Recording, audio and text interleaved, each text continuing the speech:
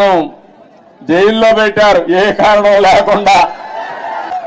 కానీ ఆ రోజు హైదరాబాద్ లో మీరు చూపించిన చొరవ నా జీవితంలో ఎప్పుడూ మర్చిపోలేను.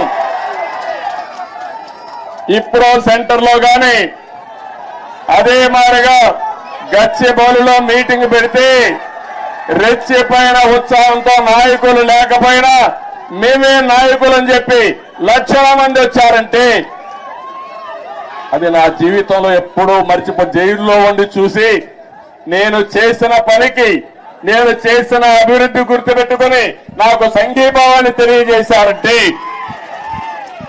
ఆ రోజే నేను అనుకున్నా నా జన్మ చరితార్థకమని.